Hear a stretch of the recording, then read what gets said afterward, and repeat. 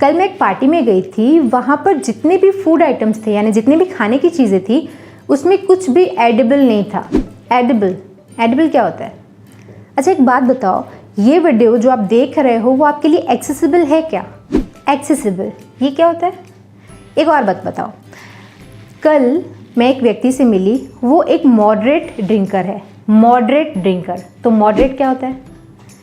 One more, okay, tell me one thing कि क्या आपकी टेंडेंसी सीखने की है? तो टेंडेंसी क्या होता है? तो ये जो वर्ड्स मैं आपको बता रही हूँ ये बोलचाल वाले वर्ड्स हैं जिनको हम अपनी रेगुलर लाइफ में बहुत यूज़ करते हैं।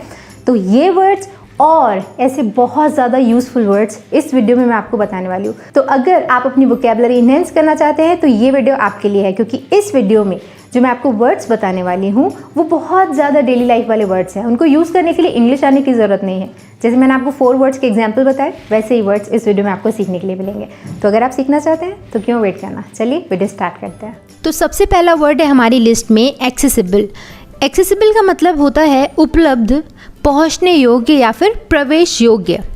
जैसे एक्सेसिबल मतलब उपलब्ध, यानी अगर मैं बोल रही हूँ कि ये डॉक्यूमेंट हमारे लिए एक्सेसिबल है, इसका मतलब हम इस डॉक्यूमेंट को यूज़ कर सकते हैं, ये हमारे लिए उपलब्ध है। पहुँचने योग्य यानी जैसे मैं बोल रही हूँ कि my school is accessible bye bicycle. मेरा जो स्कूल है वहाँ पर साइकिल के थ्रू भी पहुँचा जा सकता है, ये साइकिल के थ्रू भी वो पहुँचने योग्य है। तो इसके 2 तरीके से यूजेस हो सकते हैं। एग्जाम्पल देख लो, These documents are not accessible to the public. These documents are not accessible to the public. इसका मतलब ये जो दस्तावेज़ हैं, ये जो डॉक्यूमेंट्स हैं, जनता के लिए एक्सेसिबल नहीं हैं, उनके लिए उपलब्ध नहीं है, वो उसे यूज़ नहीं कर सकते हैं। बहुत सिंपल है इसका यूज़। हम बोलते हैं सिंपली कि ये डेटा इंटरनेट पर एक्सेसिबल है, यानी इसे इंटरनेट पर एक्सेस किया जा सकता है। एक्सेस किया जा सकता है यानी इसे यूज़ किया जा सकता है, इसे लिया जा सकता है। ओके, तो बहुत सिंपल है ये वर्ड, बट बहुत यूज़फुल है। आगे बढ़ते हैं, देखते हैं नेक्स्ट वर्ड जो कि है एडिबल। एडिबल का मतलब होता है खाने योग्य, यानी ऐसी कोई चीज़ जो खाई जा सकती है, जैसे खाया जा सकता है उसे बोलते हैं एडिबल, या खाने की किसी चीज़ को भी एडिबल बोला जाता है। जैसे एप्पल इज़ एडिबल, एप्पल को खाया जा सकता है। तो एडिबल के ये दोनों यूजेस होते हैं। वैसे ईट मतलब होता है खाना, और लोगों को अगर बोलना होता है कि ये चीज़ खाने के योग्य है, खाने के लायक है, तो उसे वो ईटेबल बोलते हैं, बट ईटेबल नहीं होता, इट्स एडिबल। ओके, एग्जाम्पल देखो, this food is not edible. This food is not edible यानी ये खाना खाने योग्य नहीं है। या आप इसे बोलचाल में भी बहुत सिंपली ऐसे बोल सकते हो, ये एडिबल है, ये एडिबल नहीं है। अगर आप पार्टी में जाओ और वहाँ का खाना आपको अच्छा ना लगे तो आप बोलते हो कि वहाँ कुछ भी एडिबल नहीं था, यानी वो कुछ भी खाने के लायक नहीं था। तो edible is a very common but useful word. Next word है हमारी लिस्ट में इंटेंशनली। इंटेंशनली का मतलब होता है जानबूझकर या फिर इरादे से किया हुआ, यानी किसी काम को अगर आप जानबूझकर करते हैं तो मैं बोलूँगी कि आपने उसे इंटेंशनली किया है। हम कई बार लोगों को अनइंटेंशनली हर्ट कर देते हैं, इंटेंशनली हर्ट नहीं करते हैं। कई बार हम लोगों को इंटेंशनली हर्ट नहीं करते बट हो जाते हैं, राइट? हम जानबूझकर किसी को हर्ट नहीं करते बट वो हो जाते हैं। और इंटेंशनली का ऑपोजिट होता है अनइंटेंशनल, यानी ऐसा कुछ जिसे जानबूझकर ना किया गया हो, यानी ये अनइंटेंशनल था, ये इंटेंशनल नहीं था, यानी ये जानबूझकर नहीं किया गया है। ओके, दोनों का मतलब सेम है। एग्जाम्पल देखो इसके ऊपर, I have never intentionally hurt anyone. I have never intentionally hurt anyone यानी मैंने कभी जानबूझकर किसी को चोट नहीं पहुंचाई है, या जानबूझकर मैंने कभी किसी को हर्ट नहीं किया है। मैंने कभी किसी को इंटेंशनली हर्ट नहीं किया है। ठीक है, तो इंटेंशनली एक बहुत कॉमन वर्ड है। और इंटेंशन मतलब होता है इरादा। जैसे मेरा कोई इंटेंशन नहीं था आपको हर्ट करने का, इंटेंशन यानी मेरा कोई इरादा नहीं था।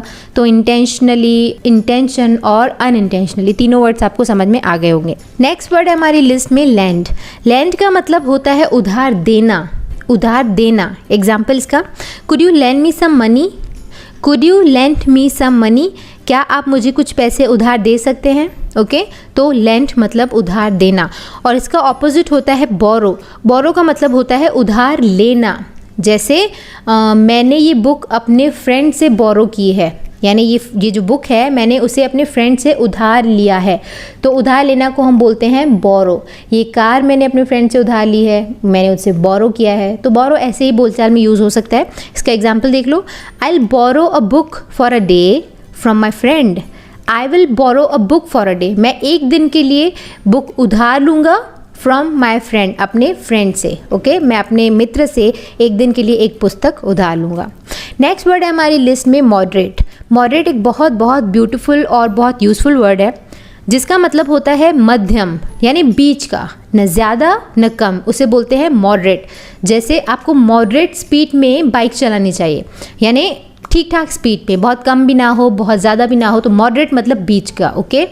एग्जाम्पल देख लो इसके ऊपर, cook the rice on a moderate flame, cook the rice on a moderate flame, यानी चावल को मध्यम आंच पर पकाओ, यानी जो आंच है, जो फ्लेम है वो न ज़्यादा हो और न ज़्यादा कम हो, okay.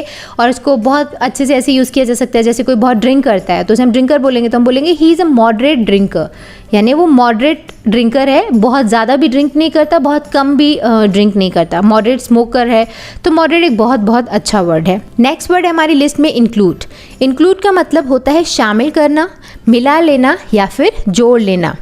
Example, Yuvraj has been included in the team, Yuvraj has been included, यहाँ पर इंक्लूड का थर्ड फॉर्म यूज़ किया गया, इंक्लूडेड।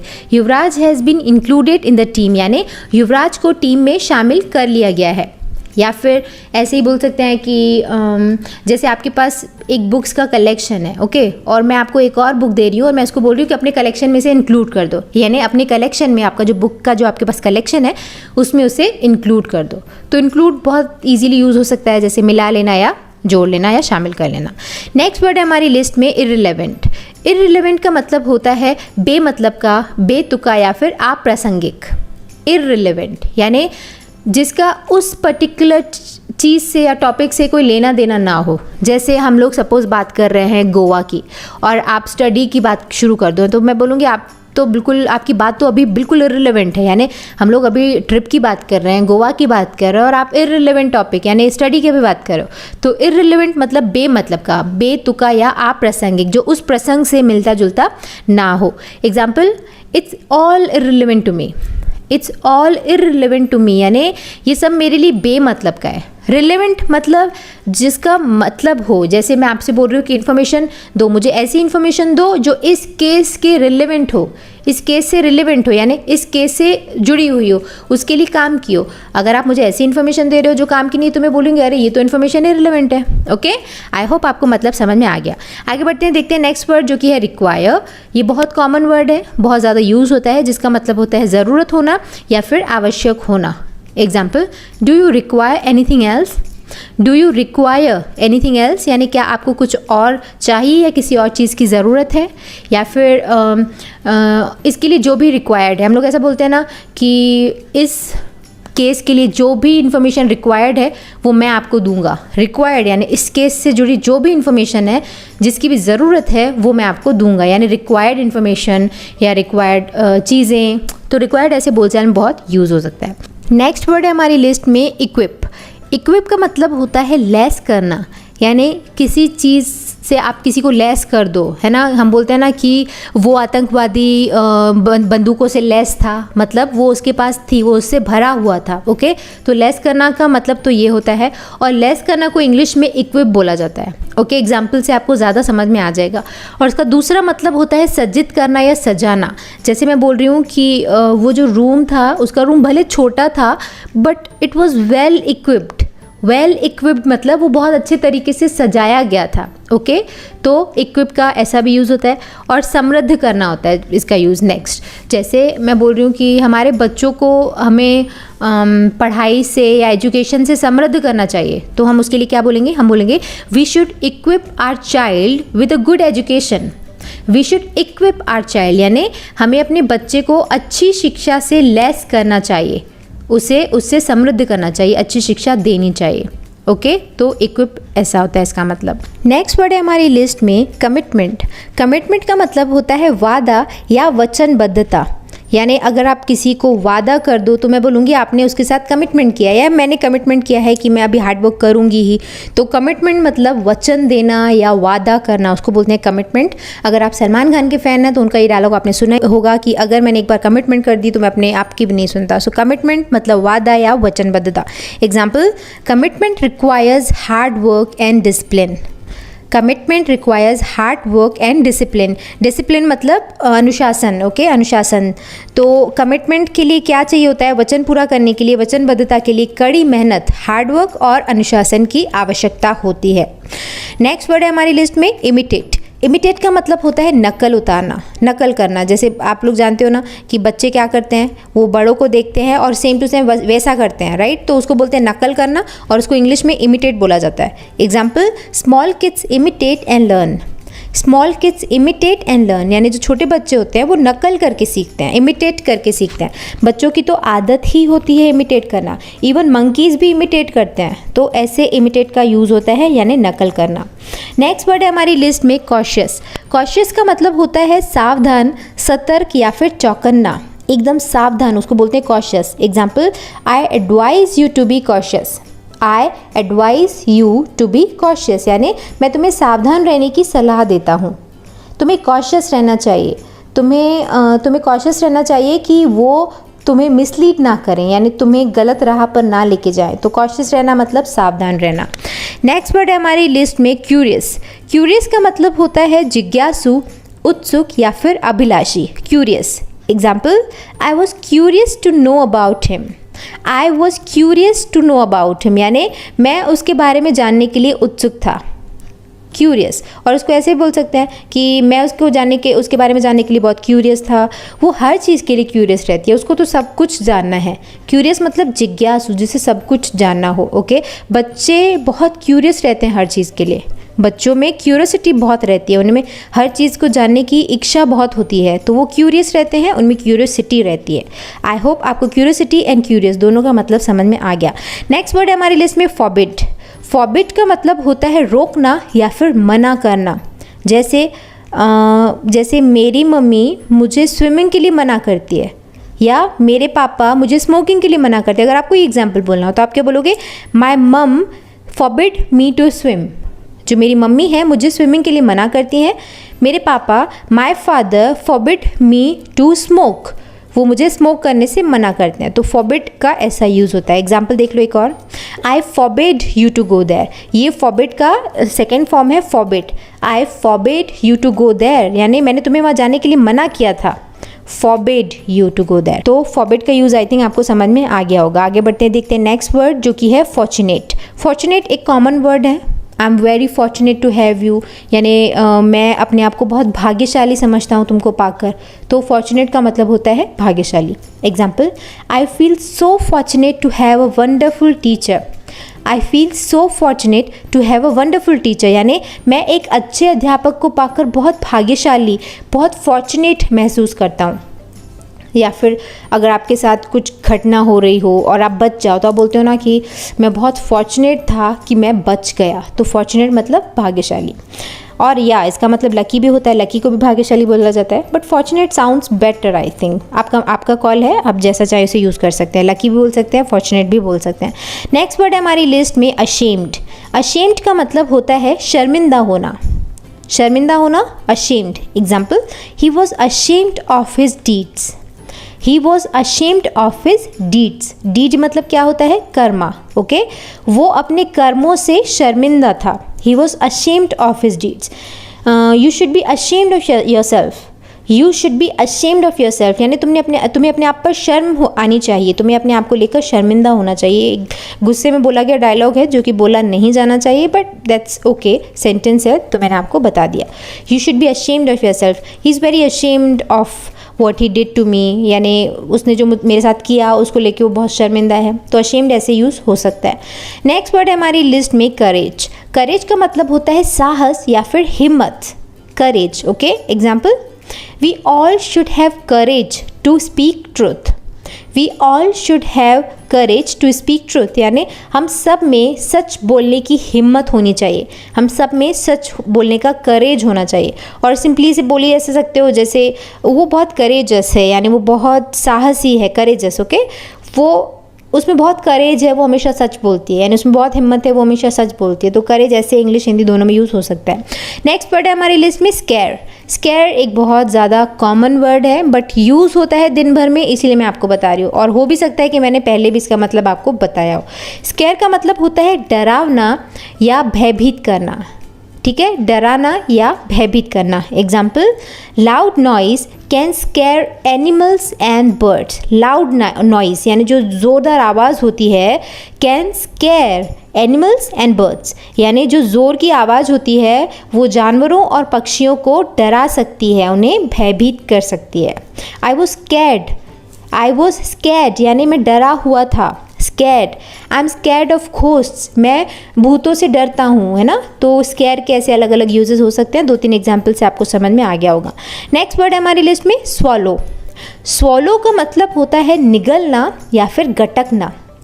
स्वॉलो, ओके, आपने देखा होगा जो अजगर स्नेक होता है वो ह्यूमन को या किसी भी एनिमल को स्वॉलो कर लेता है, उन्हें निगल लेता है। Swallow. Example, it's so bitter that I can't swallow it. It's so bitter यानी इतना कड़वा है, that I can not swallow it कि मैं इसे निगल नहीं सकता। Swallow, okay. नेक्स्ट वर्ड है हमारी लिस्ट में एक्सटेंसिव। एक्सटेंसिव का मतलब होता है बहुत बड़ा या फिर व्यापक, बहुत बड़ा, उसे हम बोलते हैं एक्सटेंसिव। जैसे हमारे चैनल इन्फॉर्मेशन सेंटर पर जो वीडियोस हैं उनकी लिस्ट एक्सटेंसिव है, बहुत ज़्यादा है। अराउंड 400 to 500 वीडियोज़ हैं, यानी वो बहुत बड़ी लिस्ट है, एक्सटेंसिव है। तो आपको समझ में आ गया होगा एक्सटेंसिव का यूज़। एक और एग्जाम्पल देख लेते हैं इसके ऊपर। His knowledge on this matter is really extensive. His knowledge on this matter यानी इस मैटर पर, इस मुद्दे पर उसका जो नॉलेज है वो एक्सटेंसिव है, वो बहुत ज़्यादा व्यापक है। ओके, तो extensive is a very useful word जिसको आप यूज़ कर सकते हो। नेक्स्ट और लास्ट वर्ड है हमारी लिस्ट में टेंडेंसी। टेंडेंसी एक बहुत ज़्यादा अच्छा वर्ड है, बोलचाल में बहुत यूज़ होता है। जैसे उसकी झूठ बोलने की टेंडेंसी है, वो उसकी टेंडेंसी ऐसी है। तो टेंडेंसी का मतलब क्या होता है? प्रवृत्ति, रुझान या फिर इच्छा। प्रवृत्ति का मतलब क्या होता है? ऐसा कुछ जो आप आदतन करते रहते हो, यानी वो आपका नेचर ही हो कि आप वो करो ही। जैसे मैं बोल रही हूँ कि उसकी झूठ बोलने की टेंडेंसी है, तो इसका मतलब उसकी आदत ही है कि वो आए दिन झूठ बोलती रहती है। तो टेंडेंसी मतलब प्रवृत्ति, रुझान या फिर इच्छा। एग्जाम्पल देख लो, he has a tendency to forget things. He has a tendency to forget things यानी उसकी चीज़ों को भूलने की एक प्रवृत्ति है, वो उसकी ऐसी आदत है, उसका ऐसा नेचर है कि वो चीज़ों को भूल जाता है। तो टेंडेंसी भी एक अच्छा वर्ड है। तो यहाँ पर हमारे आज के वर्ड्स की लिस्ट ओवर होती है। आई होप इस वीडियो लेसन से आपने कुछ ना कुछ नए वर्ड्स ज़रूर सीखे होंगे। अगर सीखे तो वीडियो को लाइक और शेयर ज़रूर करिएगा, और आपका फेवरेट वर्ड मुझे नीचे कमेंट सेक्शन में लिखकर ज़रूर बताइएगा। सो इसके साथ ही हम पहुंच गए हैं वीडियो के एंड में। आई होप इस वीडियो से भी आपने कुछ न कुछ नए वर्ड सीखे होंगे। अभी आए दिन मैं ऐसे सबसे ज़्यादा बोले जाने वाले यूज़फुल वर्ड्स के नाम से अक्सर वीडियोस अपलोड करते रहती हूँ, और मैं कोशिश करती हूँ उन वीडियोस में मैं ऐसे ही वर्ड्स कलेक्ट करूँ जो हम अपनी लाइफ में यूज़ करते हैं, जिनको आपको यूज़ करने के लिए प्रॉपर इंग्लिश आने की ज़रूरत नहीं है। तो अभी तक मैंने आई थिंक 3 वीडियोज़ अपलोड कर चुके हैं। दिस इज़ 4th, और if I am not forgetting the count 3 भी हो सकते हैं। जितने भी वीडियोज़ अपलोड किए हैं सारे वीडियोज़ के लिंक मैं आपको नीचे डिस्क्रिप्शन में दे दूंगी, और आगे ऐसे वीडियोज़ आते रहेंगे। तो अगर आप वो वीडियोज़ देखना चाहते हैं तो चैनल को सब्सक्राइब करिएगा। ये वीडियो पसंद आया हो तो इसे लाइक करिएगा और शेयर भी ज़रूर करिएगा। और इस वीडियो में इट्स अ ओपन क्वेश्चन कि आप नीचे कॉमेंट सेक्शन में एक वर्ड लिखिए जिसका मीनिंग आप जानना चाहते हैं। तो मैं कोशिश करूंगी एक ही वीडियो में आप ही लोगों के पूछे गए सारे वर्ड्स को कलेक्ट करके एक लिस्ट बना के एक वीडियो बनाऊं। तो उस वर्ड का मैं आपको मीनिंग बताऊंगी, एग्जाम्पल बताऊंगी, अच्छे से एक्सप्लेन करूंगी, तो वो वर्ड आपके लिए क्लियर हो जाएगा। तो जो आप वर्ड जानना चाहते हैं जिसका मीनिंग यानी जो वोकैबुलरी आप सीखना चाहते हैं, तो वो नीचे कमेंट सेक्शन में लिखिएगा। इस वीडियो से आपने क्या सीखा, कौन सा वोकैबुलरी वर्ड आपको अच्छा लगा, तो वो भी लिखिएगा। I will wait for your comments. On that note I am signing off. मिलते हैं हमारे अगली वीडियो में एक और नए टॉपिक के साथ। See you in the next video. Bye bye. Thanks for watching.